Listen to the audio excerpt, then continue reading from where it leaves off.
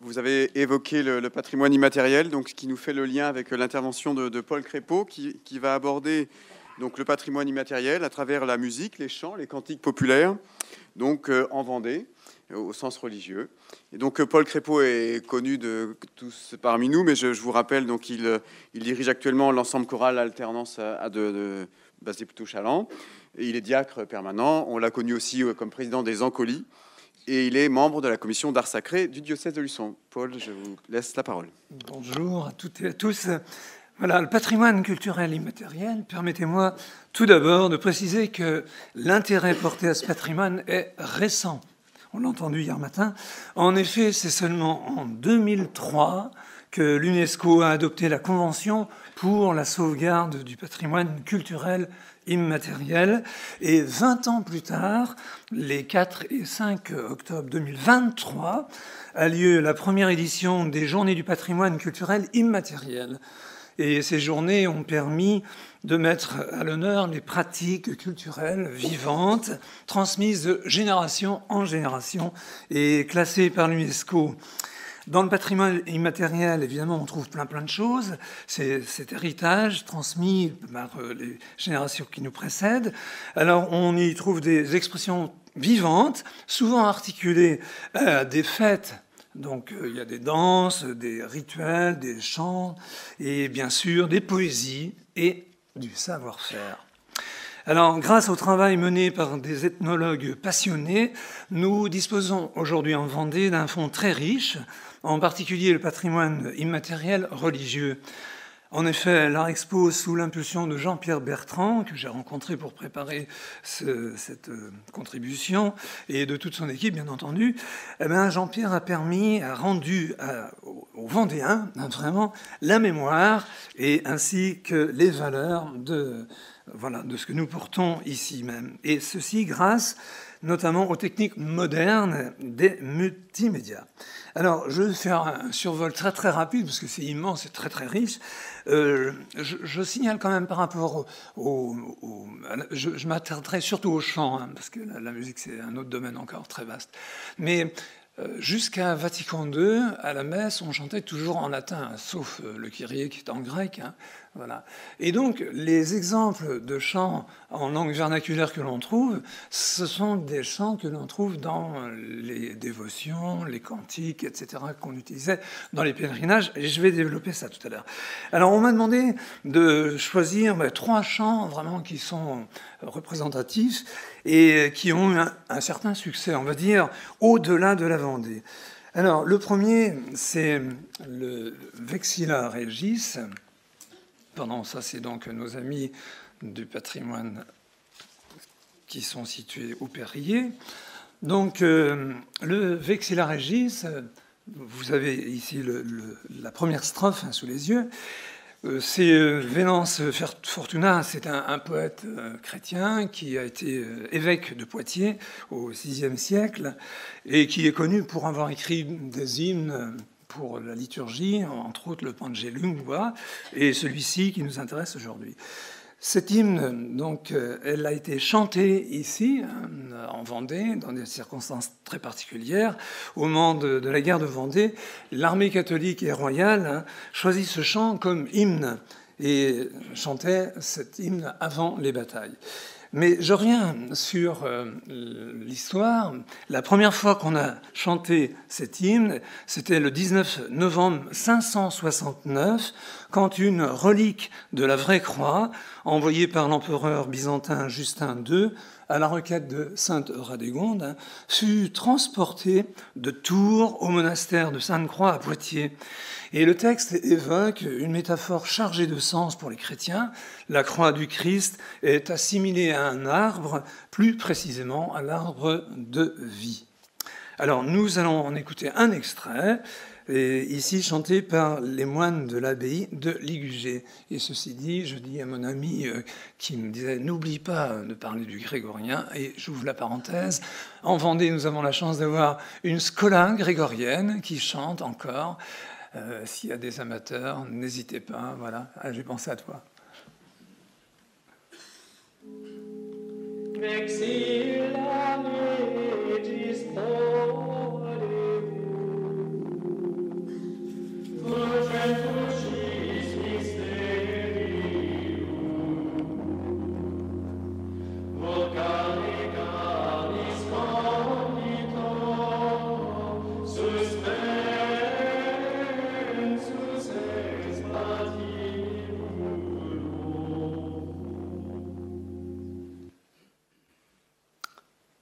très court, hein, mais je suis pressé.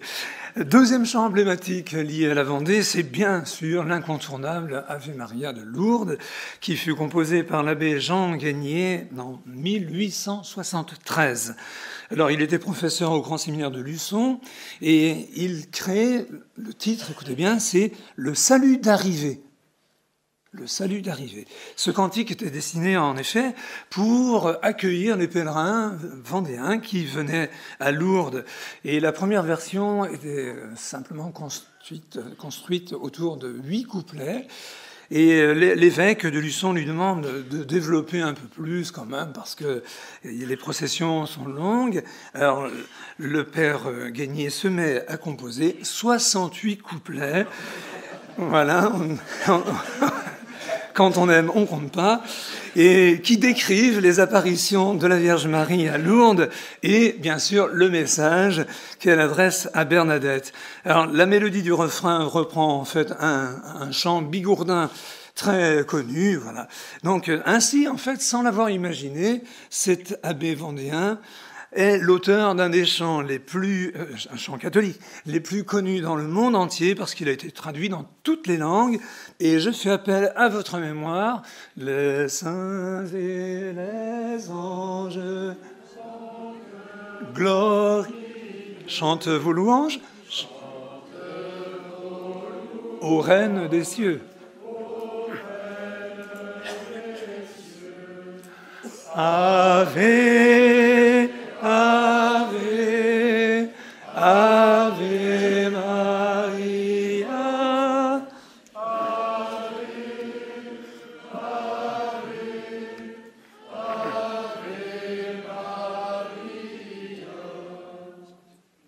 Troisième chant emblématique de la Vendée, c'est un chant récent. À l'occasion de la célébration du jubilé de ses 700 ans, le diocèse de Luçon a sollicité le frère Jean-Baptiste du Jonchet, du couvent des Carmes de Toulouse, pour la création du texte et de la musique. Voilà, d'un chant type, selon l'évêque Monseigneur Castet à l'époque, hein, il avait dit type hymne pour le jubilé. Et tout a commencé en fait par une réunion Skype, parce que le frère Jean-Baptiste était au Sénégal, et nous étions avec Monseigneur Castet, puis je ne sais plus, peut-être quelqu'un d'autre, voilà, dans un des bureaux de l'évêché. Alors, la genèse du chant, j'en lis très très vite quelques mots. L'évêque de Luçon, à son conseil, souhaitait que le texte du chant puisse prendre en compte un certain nombre de points ancrés à la fois dans l'écriture et dans l'histoire de l'Église diocésaine qui est en Vendée. Un chant qui dise la mémoire reconnaissante et qui exprime l'action de grâce d'une Église particulière. Et pour la musique, un chant d'assemblée à chanter de manière unanime, facile d'accès, avec une musique simple. Alors, le chant se développe sur 7 couplets. Le premier, c'est autour des mystères de Dieu. Puis, l'Église, peuple de Dieu en marche. Puis, l'Église une, enracinée et à l'œuvre. Ensuite, le cœur de Jésus, bien sûr, hein, cœur de Jésus et de Marie, hein, voilà, donc le double cœur vendéen. Donc, cœur de Jésus et combat pour la justice. Puis, l'Église missionnaire. Et enfin, la prière de la Sainte Vierge. Et la conclusion, donc le dernier couplet, c'était une doxologie. Voilà, je passe ce que j'ai mis sur la musique, vous le lirez plus tard. Et j'arrive... Alors, on va écouter quand même un petit extrait.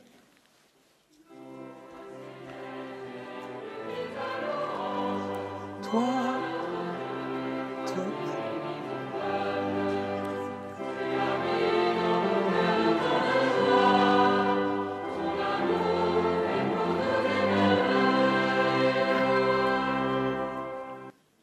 Voilà, après ces 3 chants voilà, emblématiques de notre diocèse, évidemment, je passe à notre chansonnier missionnaire, Saint Louis-Marie Grillon de Montfort, bien entendu. Alors, il était l'aîné d'une famille de 18 enfants, donc il entre très jeune au séminaire à Saint-Sulpice à Paris, à 19 ans. Il est ordonné prêtre en 1700. Il devient aumônier de l'hôpital de Poitiers et son ministère sacerdotal, nous le savons, sera de très très courte durée, 16 ans. Voilà, mais sa vie est remplie, à déborder, à craquer. Pèlerin infatigable, il parcourt environ 25 000 km à pied, prêchant à peu près 200 missions et retraites. Il écrit pas moins de 2000 pages pour répondre aux questions spirituelles des hommes et des femmes de son temps, et en particulier le traité de la vraie dévotion à la Sainte Vierge Marie. Pour Saint Louis-Marie, le chant est un formidable cadeau de Dieu. Voilà ce qu'il écrit. Le chant ouvre le cœur au Saint-Esprit. Dieu descend dans un cœur qui chante et lui donne grâce abondante. On pourrait considérer Saint Louis-Marie Grignon-de Montfort comme le patron du cantique populaire religieux. En effet, la production des cantiques du Père de Montfort est considérable. Saint Louis-Marie aurait composé près de 25 000 vers en musique. Et les chansonniers ont sans doute rarement autant de succès.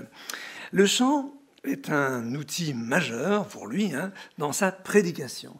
Alors il a passé toute sa vie à chanter, du début à la fin, en passant par ses multiples marches ici et là en France. Il explique pourquoi, dans son premier cantique, Dieu aime le chant, les anges chantent, il faut les imiter. Le chant réchauffe notre amour pour Dieu, il chasse la tristesse de notre âme. Le chant est prévu dans la liturgie de l'Église. Les premiers chrétiens s'encourageaient par le chant. Saint Paul y invitait. Montfort souhaite qu'on chante bien et de bons chants. C'est pourquoi les paroles et les mélodies sont soigneusement chantées. Et je vous invite à chanter simplement le refrain.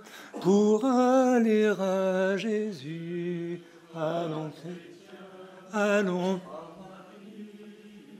Pour aller à Jésus.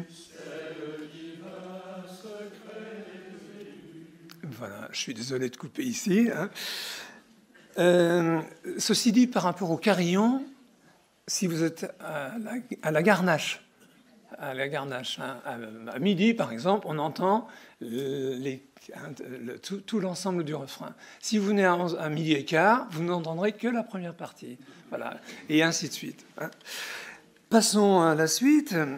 Il faut s'interroger aussi sur la fiabilité de la tradition orale, puisque beaucoup de chants, des cantiques, qui n'étaient pas chantés le dimanche à la messe, je vous le rappelle, ont été transmis jusqu'à nous par deux biais. Alors, il y a des musicologues qui ont commencé à graver des livres avec quelques partitions, mais aussi on en retrouverait, grâce au collectage, un certain nombre d'éléments. Alors voilà ce que je vous lis, c'est dans le très bel ouvrage de Jérôme Bugeaud, Chants et chansons populaires des provinces de l'Ouest. Voilà. Alors, au sujet de la fiabilité, il dit ceci. La tradition orale que l'on serait tenté de soupçonner d'infidélité est au contraire d'une exactitude très grande et très scrupuleuse. Prenez quelques couplets d'une chanson recueillie en Vendée pendant l'hiver 1862 de la bouche même d'un paysan et comparez-la avec une autre publiée en 1858, donc quelques années avant, d'après un recueil imprimé en 1607.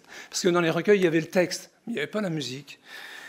Il dit « Vous reconnaîtrez facilement que ce n'est qu'une seule et même chanson par le fond et la forme, et vous reconnaîtrez encore combien fidèle a été la tradition qui, après 2 siècles de marche à travers la France, nous l'ont transmise avec des variations si peu accusées. » On constate aussi que l'imprégnation du chant, chez nous, mais sans doute dans d'autres régions de France, c'est un peu la même chose, mais dès le plus jeune âge, il y a une imprégnation. Voilà ce que j'ai vu dans un très beau livre de Sylvain Trébuc. Je pense que j'ai une diapo. Voilà, au sujet des chansons populaires. L'enfant vient de naître. Ses yeux sont à peine entr'ouverts à la lumière et à la vie. Et déjà, la chanson s'est posée sur son berceau. Des lèvres souriantes, penchées vers lui, murmurent, entre 2 baisers, des refrains caressants. La maman n'a eu qu'à donner libre essor à son cœur, et aussitôt la berceuse, parfum de son amour, s'est envolée douce, pénétrante, constante, prête à calmer les cris et les premières souffrances. Je vous en chante une. Petit Jésus, bonsoir, mes délices, mes délices. Petit Jésus, bonsoir, mes délices et mon espoir. Cher petit... cher... Ah, j'ai un trouble là. Cher petit enfant Jésus, douceur de ma vie, donne-moi de tes élus, tes vertus. Ô cher petit frère, mon seul sauveur, entends la prière de mon cœur. Alors on m'a dit que c'était assez récent ça, mais ça s'appuie un peu sur le timbre de Ainsi font les petites marionnettes. J'avance avec le personnage que vous avez ici, hein, qui est un prêtre vendéen né à Fontenay. Vous avez les dates. Hein. Alors c'est un prêtre fantastique qui a senti que grâce à ce canal des cantiques, on pouvait initier et puis évangéliser et puis surtout former les gens donc, dont il avait la charge. Et le chant le plus célèbre qui était chanté partout dans les mariages, c'est celui du chant de la mariée. Alors, je vous en passe un tout petit extrait, c'est un collectage. Nous sommes venus ce soir du fond de nos villages, vous témoigner la joie de votre mariage. Le mariage est doux, fillette, mariez-vous. Le mariage est doux, fillette, mariez-vous. Voilà, donc, cette chanson-là, dans la version que j'avais dans les livres, 13 couplets. Mais l'auteur dit qu'on en trouve parfois beaucoup plus, selon que l'on voulait donner les devoirs à la mariée. Parce que le père Gusteau avait compris qu'en initiant la mariée, la famille tiendrait. Et voilà. Et donc, il y a des couplets qui sont pas vraiment recevable aujourd'hui. Je vous le concède.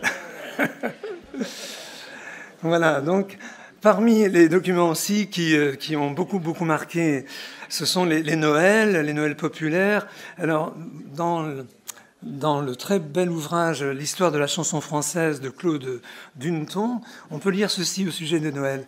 C'est intéressant par rapport à notre sujet. En gros, il s'agit bien sûr d'une chanson populaire qui célèbre la naissance du Christ, bien sûr, de l'enfant Jésus. Cependant, la composition du récit varie énormément d'un Noël à l'autre, comme l'étendue de la chanson elle-même. Certains n'ont que 2 ou 3 strophes, d'autres en comportent une quarantaine. Certains se limitent aux circonstances de la nativité, telles qu'elles sont exposées dans les évangiles, tandis que plusieurs passent en revue les événements bibliques qui ont précédé cet aboutissement, du moins pour les chrétiens. Ils font partir les choses de la création, glissant l'annonce faite à Marie par l'ange Gabriel, puis inclut par la suite la fuite en Égypte. Mais l'événement central est d'ordinaire la nativité. Les bergers jouent souvent des rôles importants dans les Noëls et ces bergeries se chantent fréquemment en patois.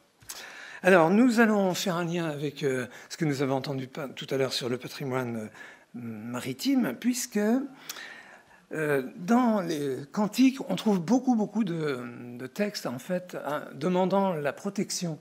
Alors, c'est vrai pour la mer, mais il y a d'autres exemples aussi ailleurs. Et je me suis arrêté sur ce collectage que Jean-Pierre Bertrand avait fait, sur l'astre béni du marin. Alors, on va écouter. C'est très beau. C'est un extrait aussi. L'astre béni du marin, conduis ma barque au rivage, garde-moi de tout naufrage, blanche étoile du matin. Voilà, je voulais Lorsque les flots en courroux viendront menacer ma tête, calme la tempête et rends-moi le ciel plus doux. Astre béni du marin, conduis ma barque au rivage, garde-moi de tout naufrage, blanche étoile du matin. Voilà, je pensais vous faire entendre aussi un chant de Lisieux qui était chanté en pèlerinage le lundi de Pâques. Voilà, c'est un chant à la Vierge, je passe. Et puis, voilà, je passe aussi. Il y avait un autre collectage qui était pour un pèlerinage à Garot, tout près de Martinet, là. Voilà. Et c'est très, très mignon aussi, je passe. Et j'arrive au XXe siècle avec des musiciens, donc ici Christian Villeneuve, qui ont marqué, évidemment, une continuité. Alors, entre les deux, j'aurais pu faire allusion au travail des éditeurs de musique, entre autres à Saint-Laurent-sur-Sèvre avec Louis-Joseph Bitton, mais je passe. Donc Christian Villeneuve, comme d'autres, comme Jean-Michel, comme Guillaume, qui écrivent de la musique. Il y a également des troubadours, qui se sont, entre guillemets, troubadours, qui se sont mis à la suite du père de Montfort. Je veux nommer les frères Martineau, Jean-Paul et Brigitte Artaud, qui, à leur manière, ont continué cette diffusion de la musique et de la musique chrétienne. Un petit mot de Christian, parce qu'il a, et je fais le lien avec le début, il a été sollicité pour le bicentenaire des célébrations au Luc, et il a arrangé le Vexilla Regis pour chœur, et puis il y avait des trombones aussi. Et donc c'était une manière aussi de faire un lien avec notre passé, voilà. Et puis c'est cette continuité-là aussi qui est intéressante. Et donc Christian a écrit beaucoup de musique pour l'Église, pour la liturgie, mais pas que. Et puis son ami Jean-Michel avait écrit cette belle chose sur un recueil de Noël. Christian a revêtu ses mélodies de somptueux habits de fête. Et c'est vrai que les arrangements de Christian sont vraiment subtils, délicats, très très beaux. Pour conclure, le patrimoine immatériel en Vendée est bien présent dans le domaine religieux. Le répertoire du patrimoine religieux issu de la tradition orale est très très vaste et a façonné notre culture vendéenne par ses cantiques de dévotion et autres chants liés à la vie chrétienne, dont les Noëls, les guirlands-nus, j'en ai pas parlé, les fêtes votives locales, les prières enfantines. Tout cela a constitué une mémoire. Dans cette mémoire, nous y puisons les mots de la foi. Puisse notre chant continuer longtemps à l'invitation du psaume 95, chanter au Seigneur un chant nouveau, de jour en jour proclamer son salut, raconter à tous les peuples sa gloire, à toutes les nations ses merveilles. Et je vous remercie.